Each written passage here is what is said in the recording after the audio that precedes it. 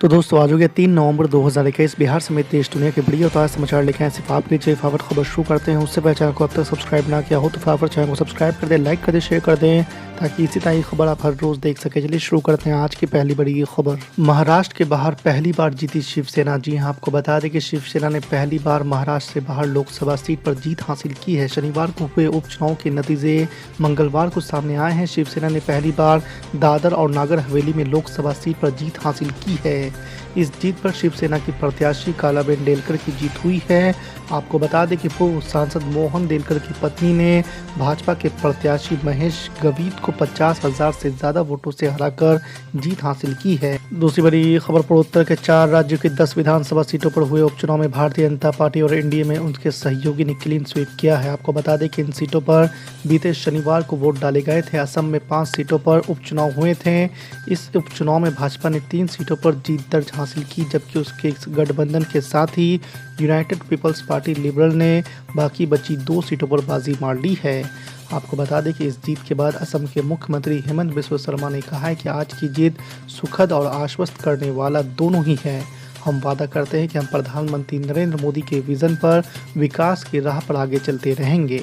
तीसरी बड़ी खबर, हिमाचल प्रदेश में कांग्रेस ने तगड़ी वापसी करते हुए क्लीन स्वीप किया है। यहां बीजेपी को जोर का झटका लगा है। 3 विधानसभा सीटें और 1 लोकसभा सीट पर कांग्रेस की उम्मीदवार विजय हुई है। 1 सीट पर तो भाजपा की प्रत्याशी की जमानत तक जब्त हो गई है। आपको बता दें कि हिमाचल प्रदेश में कांग्रेस ने बीजेपी को चौंकाते हुए सभी दावों को हवा निकाल दिया। मंडी लोकसभा सीट पर कांग्रेस की प्रत्याशी और पूर्व सीएम वीरभद्र सिंह की पत्नी प्रतिभा सिंह ने बीजेपी के उम्मीदवार कुशाल सिंह ठाकुर को हराकर सीट पर कब्जा कर लिया है। चौथी बड़ी खबर, शिवसेना ने मंगलवार को प्रधानमंत्री नरेंद्र मोदी पर G20 शिखर सम्मेलन के लिए रोम इटली की यात्रा के दौरान और अन्य राष्ट्र अध्यक्षों से मुलाकात के दौरान मास्क नहीं पहनने पर कटाक्ष किया है। पार्टी के मुखपत्र सामना में एक संपादकीय में कहा गया है कि पीएम नरेंद्र मोदी ने अपनी विदेश यात्रा के दौरान मास्क नहीं पहना था, इसलिए देश में टीकाकरण की रफ्तार धीमी पड़ गई है। आपको बता दें कि संपादकीय में कहा गया है कि G20 समिट के दौरान मोदी को छोड़कर सभी देशों के नेताओं ने मास्क पहन रखा था। पांचवी बड़ी खबर, किसान आंदोलन आने वाले दिनों में भी जारी रह सकता है और इसमें और तेजी आ सकती है। आपको बता दें कि संयुक्त किसान मोर्चा के नेता राकेश टिकैत ने यह बात कही है। इसके अलावा उत्तर प्रदेश चुनाव को लेकर भी राकेश टिकैत ने एबीपी न्यूज़ चैनल से बातचीत में कहा है कि यहाँ जनता भाजपा को वोट नहीं देगी, लेकिन जीत उसकी ही होगी। राकेश टिकैत ने कहा है कि इसकी वजह सरकारी मशीनरी का गलत इस्तेमाल होगा। उन्होंने कहा है कि भाजपा दूसरे दलों के प्रत्याशियों को पर्चा दाखिल करने से रोकेगी और उनका नामांकन खारिज कर देगी। उन्होंने कहा है कि भाजपा जहां भी जाती है वहां लोगों को तोड़ने का काम करती है। छठी बड़ी खबर, बिहार विधानसभा की दोनों सीटें कुशवेश्वर स्थान और तारापुर में हुए उपचुनाव में दोनों पर अपना कब्जा बरकरार रखने में जेडीयू कामयाब रही है। हालांकि इसके लिए प्रचार में उसने पूरी ताकत झोंक दी थी। वहीं राजद ने भी अपनी ओर से कोई कसर नहीं छोड़ी। यही कारण रहा कि दोनों सीटों पर मुकाबला अंत तक काफ़ी दिलचस्प बना रहा था। खासकर मतों की गिनती के दौरान तारापुर में जेडीयू और राजद उम्मीदवारों के बीच जबरदस्त उतार चढ़ाव दिखा। उधर राजद से अलग होकर दोनों सीटों पर चुनाव लड़ रही कांग्रेस मजबूती के साथ लड़ने के बावजूद भी अच्छा प्रदर्शन नहीं कर पाई। सातवीं बड़ी खबर, बंगाल में एक बार फिर से चला दीदी का जादू। चारों सीटों पर टीएमसी का हुआ कब्जा। जी हां, आपको बता दें कि बंगाल में एक बार फिर दीदी का जादू चला है। ममता बनर्जी की पार्टी सत्तारूढ़ तृणमूल कांग्रेस ने उपचुनाव की चारों सीटों पर कब्जा जमाया है। पश्चिम बंगाल की 294 सदस्य विधानसभा में टीएमसी ने कूच बिहार और नदिया जिलों में क्रमशः दिनहाटा सीट और शांतिपुर सीट पर बीजेपी से भारी अंतर से जीत हासिल की। अब आपको बता दें कि विधानसभा में बीजेपी के सदस्यों की संख्या घटकर 77 से 75 हो गई है।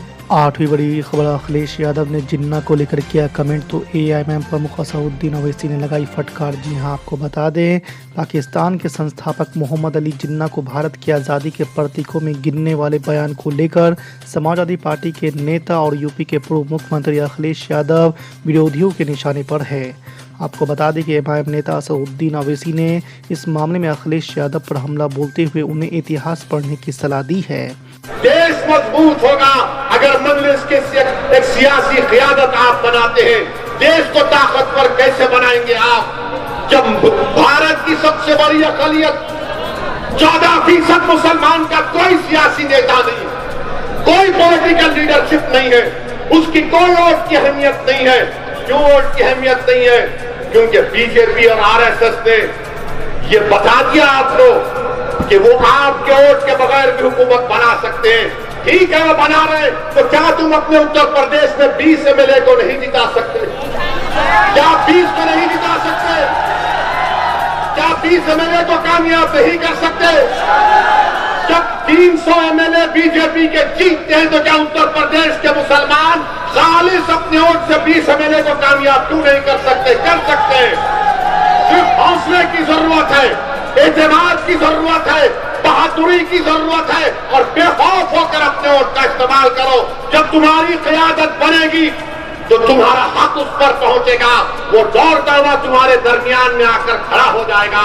मगर अगर आप किसी और पार्टी के एमएलए को वोट देंगे तो वो उस पार्टी का मोहताज रहेगा, वो उस पार्टी जो कहेगी उस पर अमल करना पड़ेगा। मैं आपसे वादा कर रहा हूं कि मंजलिस के विधायक एमएलए जब जीतेंगे उन पर कोई रोक टोक नहीं होगा। पूरी तरह उनसे कहा जाएगा कि बेबाक होकर मजलूमों की आवाज उठाओ, बेबाक होकर इंसाफ का मुतालबा करो। हम 4 के चारों उपचुनाव जीते हैं, जिसमें 3 विधानसभा और 1 लोकसभा है। लोकसभा चुनाव में जीतने का मतलब खासतौर से बीजेपी का सिटिंग एमपी था वहां से, और मुख्यमंत्री का गृह जिला, गृह जनपद, वहां से जीतने का मतलब है कि केंद्र सरकार के खिलाफ भी लोगों ने वोट दिया। और तीनों विधानसभा जो है वो राज्य सरकार के खिलाफ वोट में मानता हूं। और उसमें एक जगह तो बीजेपी की जमानत जब्त हुई है, बीजेपी के कैंडिडेट की। तो इस तरह से रिजल्ट बहुत सी उत्साहवर्धक है, और मैं समझता हूं कि जनता का रुख बदल रहा है। हम राजस्थान में भी दोनों उपचुनाव जीते हैं, इसी तरह कर्नाटक में जो मुख्यमंत्री का गृह जनपद, होम डिस्ट्रिक्ट जिसको बोलते हैं, वहाँ भी कांग्रेस पार्टी जीती। तो ये हमारे लिए बहुत सिग्निफिकेंट रिजल्ट है, बहुत मायने रखते हैं रिजल्ट, और बहुत महत्वपूर्ण रिजल्ट है। और इन सारी जगह इस तरह से भाजपा का हारना ये दर्शाता है कि लोगों में भाजपा की लोकप्रियता बहुत गिर गई है। हिमाचल प्रदेश में अगर पिछले लोकसभा चुनाव के हम निकालें नतीजे, तो 70% वोट शेयर भाजपा को गया था। आज वो 70% वोट शेयर तो कांग्रेस ने कवर किया ही, और उसके ऊपर जीत दर्ज किया। तो समझिए कि कितना लोगों का रुख भाजपा के खिलाफ हो गया है। और हमारे जो वहाँ मुद्दे थे उनको जनता ने सराहा और उसी आधार पर वोट दिया। चाहे महंगाई का मुद्दा हो, पेट्रोल डीजल और गैस की कीमतों का मुद्दा हो, चाहे खाने पीने की चीज़ों के महंगाई का मुद्दा हो, चाहे आम जनता की तकलीफें हो, चाहे बेरोजगारी हो, चाहे विकास का मुद्दा हो, चाहे किसान और बागवान, वहाँ बागवान रहते हैं, उनका मुद्दा हो। और मुझे लगता है पूरे देश में इस तरह का संदेश जा रहा है।